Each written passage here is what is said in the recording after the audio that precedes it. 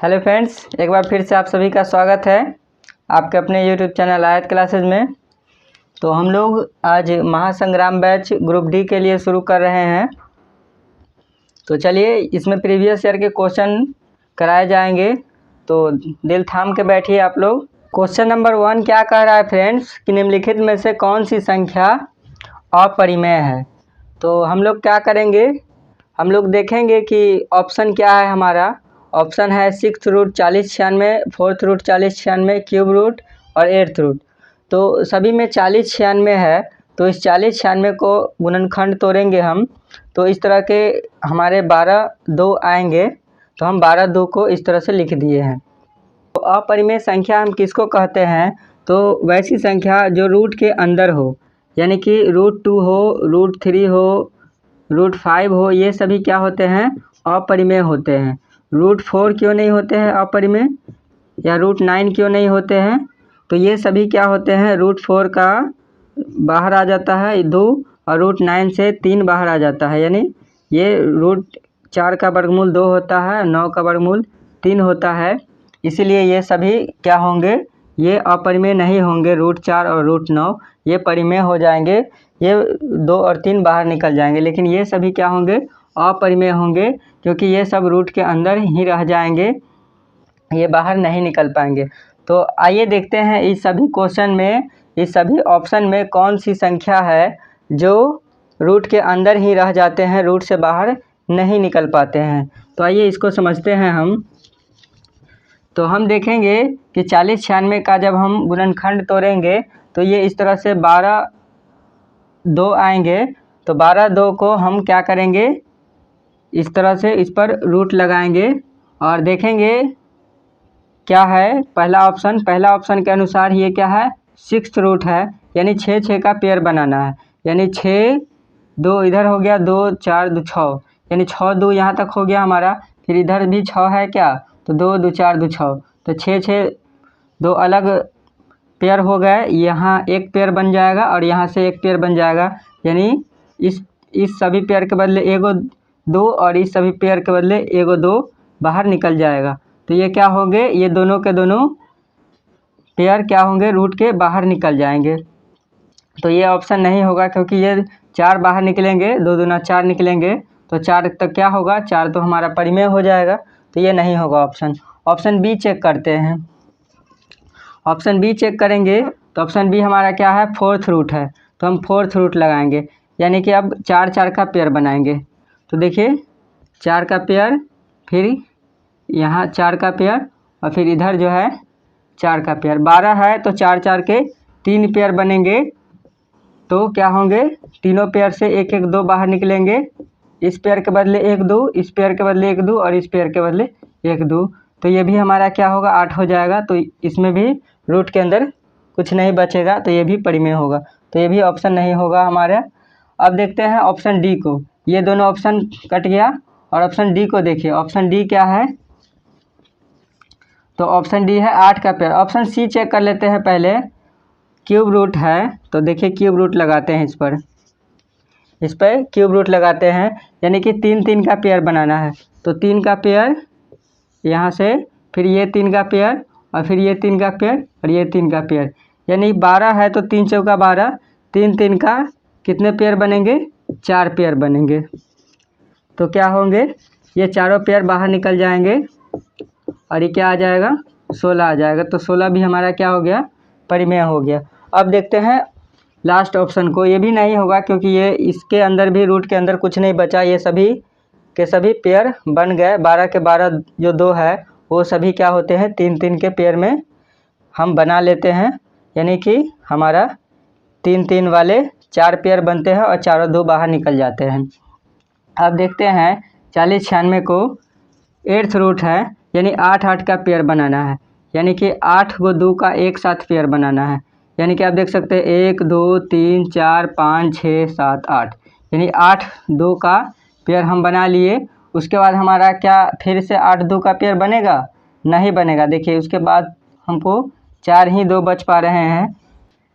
ये तो 8 का पेयर बन के 1 2 बाहर निकल जाएगा, लेकिन ये चारों क्या हो जाएगा, रूट के अंदर ही रह जाएगा, यानी कि 8th रूट हमारा ये चारों 2 रह जाएगा रूट के अंदर ही, यानी कि इसका पेयर नहीं बन पाया, तो इसीलिए ये हमारा क्या होगा, अपरिमेय होगा।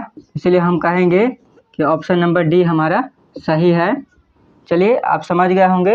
दूसरा क्वेश्चन क्या कहता है कि एक आदमी ने कुछ संतरे 1 रुपये में 3 फल की दर से और कुछ संतरे 1 रुपये में 2 फल की दर से खरीद लिए। उसे 20% लाभ प्राप्त करने के लिए संतरे को प्रति दर्जन किस मूल्य पर बेचना होगा। तो देखिए क्या कह रहा है कि एक आदमी है जो कुछ संतरा खरीदता है 1 रुपये के 3 फल के भाव से, और भी संतरा खरीदता है जो 1 रुपये के 2 फल के भाव से खरीदता है, और दोनों संतरा को क्या करता है, एक साथ लेकर वो फिर बेचता है। और बेचने के बाद कह रहा है कि अगर 20% लाभ प्राप्त करता है तो संतरा को वो प्रति दर्जन किस मूल्य पर बेचता है। आप बताइए कि संतरा किस दर से बेचेगा ताकि उसको 20% का लाभ हो। तो आइए समझते हैं। हम 2 संतरा लेंगे। पहले 3 के भाव से जो संतरा हम लोग है, जो 1 रुपये के 3 के भाव से जो संतरा बिक रहा है, उस संतरा को हम खरीदेंगे। तो आइए हम एक संतरा वो वाला भी खरीद लेते हैं जो 1 रुपये के 3 के भाव से बिक रहे हैं, यानी कि एक संतरा का मूल्य क्या हो जाएगा, 1/3 रुपया हो जाएगा।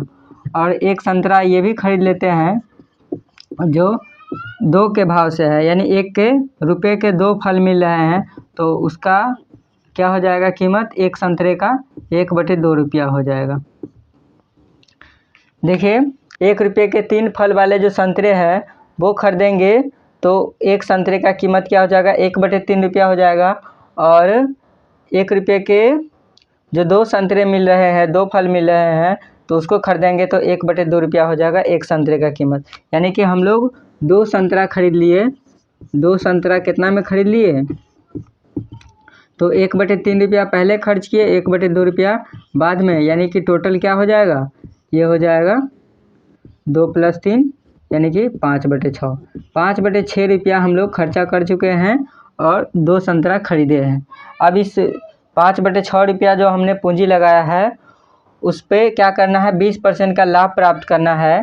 तो जब 5/6 रुपया हमने पूंजी लगाया है, इसका आप 20% लाभ प्राप्त करेंगे, यानी कि इसका 120% निकालेंगे, यानी कि जो हमारा क्रयमूल होता है उसका, उस पर अगर लाभ हो तो 20% लाभ है तो 20 बढ़ा देंगे, और हानि हो तो उसमें से हम घटा देते हैं। तो 20% लाभ है तो 120% हो जाएगा। तो यहाँ से 0 से 0 कट गया, और 6 दूना 12, और ये क्या हो गया, 5 दूना 10, और ये 5 से 5 करिए, यानी 1 रुपया। यानी कि 1 रुपया क्या हो गया, 20% लाभ प्राप्त करने के बाद हो गया कीमत। यानी कि 2 संतरा जो हमने 5/6 रुपया में ख़रीदा था, अब वो 2 संतरा हमको क्या करना पड़ेगा, 1 रुपया में बेचना पड़ेगा, तब हमको 20% का लाभ होगा।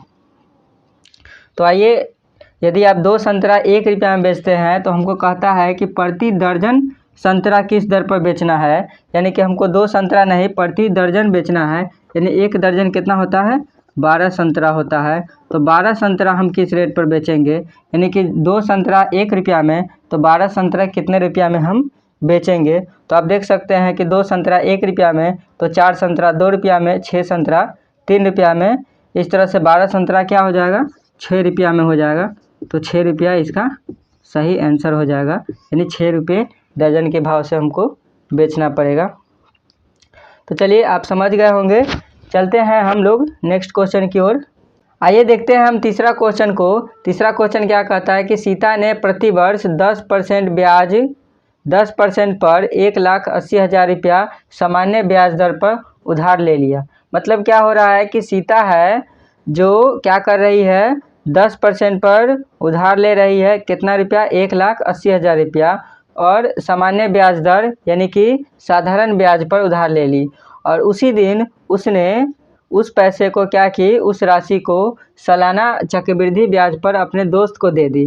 यानी कि जो पैसा यहाँ से ली सीता 10% ब्याज पर 1,80,000 रुपया, वही पैसा क्या की, उसने अपने दोस्त को दे दी चक्रवृद्धि ब्याज पर।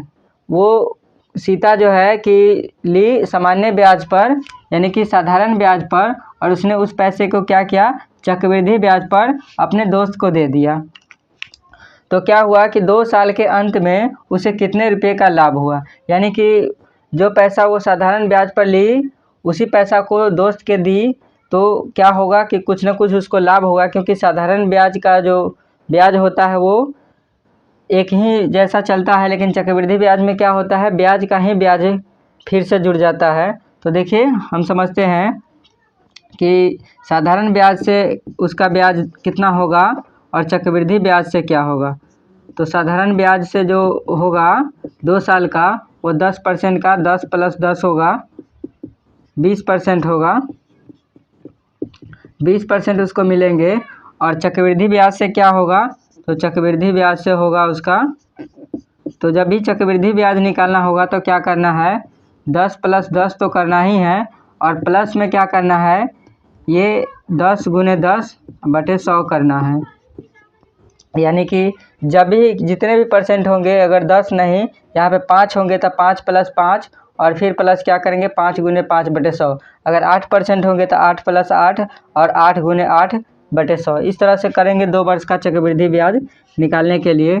तो ये क्या हो जाएगा, 10 10 20 हो जाएगा, और यहाँ से कट जाएंगे और प्लस क्या आएंगे, 1 एकम 1 यानी 21% हो जाएगा। यानी कि आप देख सकते हैं साधारण ब्याज से उसको 20% मिला और चक्रवृद्धि ब्याज से 21% मिला।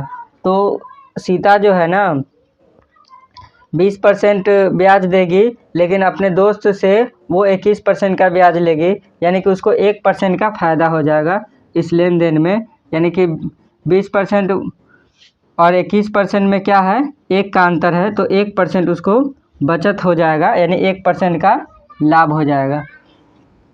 तो 1% कितना होगा, 1,80,000 का, तो 1,80,000 है, उसका 1% क्या होगा, तो 1/100, तो 00 से 00 कट जाएगा, यानी 1800 रुपया। 1800 रुपया जो है उसका क्या होगा, लाभ होगा। तो चलते हैं आगे, देखते हैं अगले क्वेश्चन को। हम उम्मीद करते हैं ये समझ में आ गया होगा। तो देखते हैं हम लोग चौथा क्वेश्चन क्या है कि यदि 2 अंकों की एक संख्या के अंकों का योग 11 है, यदि हम उसके अंकों को परस्पर बदल देते हैं तो बनी हुई नई संख्या मूल संख्या से 45 कम हो जाती है, तो मूल संख्या ज्ञात करें।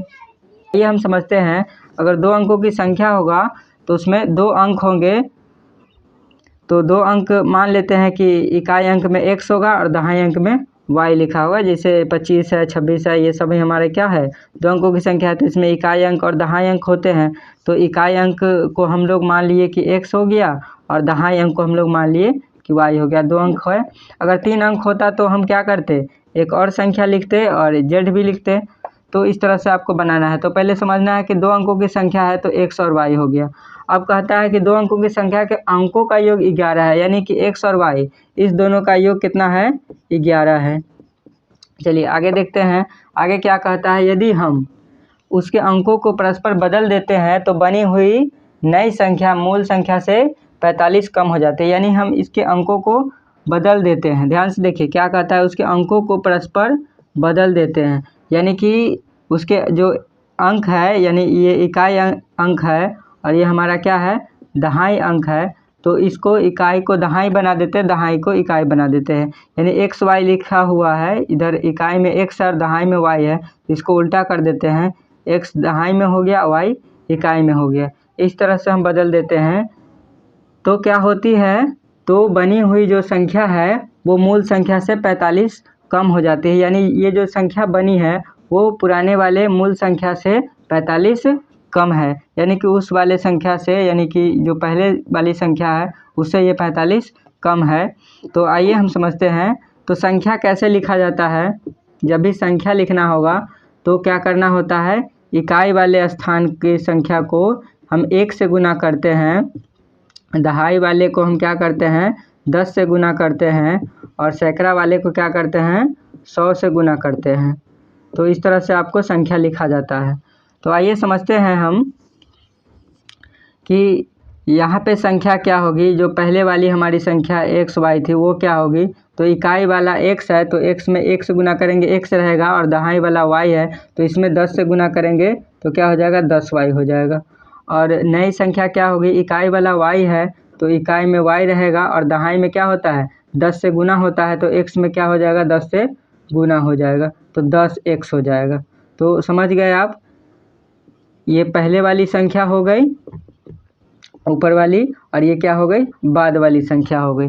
तो ये बाद वाली संख्या क्या कह रहा है कि जो बाद में बनी है, बदलने के बाद जो बनी हुई संख्या है वो क्या है, मूल संख्या से 45 कम है। यानी ये जो संख्या बनी है वो पुराने वाले से 45 कम है। यानी कि ये कौन सी बनी है, 10x + y बनी है। ये क्या है, पुराने वाले से 45 कम है। पुराने वाला कौन सा है, 10y + x है, 10y + x है। इससे ये 45 कम है। यानी कि हम क्या करेंगे, तो इसमें से हम 45 घटाएंगे तो क्या हो जाएगा, ये बराबर हो जाएगा। देखिए आपको समझना यही है कि ये जो नई संख्या बनी है ये हमारा नई संख्या है। ये जो हमारा नई संख्या बनी है वो क्या है, मूल संख्या से 45 कम है। यानी कि नई संख्या हमारा 10x + y जो है वो क्या है, मूल संख्या से 10y + x से क्या है 45 कम है। तो चलिए 45 कम कर दिए हम, तो बराबर हो गया। आइए देखते हैं 10x + y और इधर से +x जो है -x बन के आ जाएगा। और देखिए इधर +y है और 10y उधर प्लस में है तो माइनस में आ जाएगा, और यहाँ से -45, और यहाँ से क्या आ जाएगा 9x - 9y बराबर क्या आ जाएगा -45। यानी कि x - y बराबर क्या आ जाएगा -5 आ जाएगा, क्योंकि यहाँ से 9 कॉमन हो जाएगा दोनों में से, और यहाँ 45 है तो 45 से 9 बचे 45 कट जाएगा। यानी x - y बराबर हमारा क्या आ गया 5 आ गया। तो ये हमारा पहला समीकरण हो गया, ये हमारा क्या हो गया दूसरा समीकरण हो गया। तो हल करेंगे, ये x + y बराबर 11 है और ये x - y बराबर 5 है। तो इसको ऐड करेंगे तो क्या हो जाएगा 2x बराबर 16 हो जाएगा। यानी x का मान आ गया 8, x का मान क्या आ गया 8 आ गया। और इस 8 को जब रखेंगे यहाँ तो y का मान क्या आ जाएगा 11 आ जाएगा। तो हमारी संख्या क्या हो गई, तो एक ये जो x है वो हम किसको माने थे, इकाई को माने थे, तो इकाई के स्थान पर क्या हो जाएगा 8 हो जाएगा। और y किसको माने थे, दहाई को माने थे, तो y के स्थान पर क्या हो जाएगा 3 होगा, क्योंकि 8 यहाँ रखिएगा, जब आप यहाँ 8 रखिएगा तो 11 में से 8 घट के 3 आ जाएगा, तो दहाई के स्थान पर क्या हो जाएगा 3 हो जाएगा। तो ये संख्या हमारी हो गई। तो चलिए आगे चलते हैं हम लोग। तो देखिए अब हम लोगों का है 5वां क्वेश्चन। तो आइए 5वां क्वेश्चन समझते हैं। क्या कहता है कि a और b की आयु का अनुपात 1:2 है। 7 वर्ष के बाद उनकी आयु का अनुपात 3:5 हो जाएगा, तो उनकी वर्तमान आयु ज्ञात करें। तो हल्का है क्वेश्चन ही कि a और b के आयु का अनुपात 1:2 है। यानी a और b है तो इसके वर्तमान आयु का अनुपात दे रहा है 1:2। यानी a को आप अगर x मानते हैं तो b को क्या मानना पड़ेगा 2x मानना पड़ेगा, क्योंकि 1:2 है तो ये 1 का अनुपात होगा, तो ये क्या होगा 2 के अनुपात में होगा, यानी दुगुना होगा। देखिए a और b है तो a आपका 1 अनुपात तो b आपका 2 अनुपात। तो इस तरह से a को हम x मान लिए और b को क्या मान लिए 2 अनुपात में है तो 2x मान लिए। 7 वर्ष के बाद उनकी आयु का अनुपात 3:5 हो जाता है। तो 7 वर्ष के बाद, तो देखिए एक है x और दूसरा है क्या 2x। तो 7 वर्ष के बाद क्या होगा, तो 7 वर्ष के बाद जो है दोनों की आयु बढ़ेगी, क्योंकि हर कोई जो है 7 वर्ष के बाद आपका उम्र, मतलब कि हर कोई का उम्र जो है बढ़ता है। जैसे हम 7 वर्ष के बाद हमारा भी 7 साल बढ़ जाएगा, 7 वर्ष के बाद आपका भी 7 साल का उम्र बढ़ जाएगा, तो हर व्यक्ति में 7 साल का उम्र बढ़ता है। तो इसमें भी 7 का हम प्लस करेंगे, इसमें भी 7 प्लस करेंगे, तो क्या हो जाता है 7 वर्ष के बाद आयु का अनुपात 3:5 हो जाता है। तो ये जो अनुपात होता है वो क्या होता है 3:5 के अनुपात में होता है। आइए समझते हैं आगे। तो उनकी वर्तमान आयु क्या होगी, तो यहाँ से x का जो मान आएगा वो हमारी वर्तमान आयु होगी, यानी कि 5x माइनस 3 दूना 6x यानी कि -x आ जाएगा। और ये क्या हो जाएगा, 7 × 5 = 35 और 7 × 3 = 21। 35 में से 21 अगर घटाते हैं आप तो क्या आएगा, ये आएगा 14, यानी कि ये माइनस में 14 आएगा, कट जाएगा, x का मान आ गया 14 साल। यानी कि ये क्या हो गया, ये 14 साल की हो गई और ये कितने साल के हो गए, 28 साल के हो गए। तो वर्तमान आयु निकल गई दोनों की, ए की वर्तमान आयु 14 साल और बी की वर्तमान आयु 28 साल। चलिए आगे चलते हैं, हम लोग नेक्स्ट क्वेश्चन देखते हैं।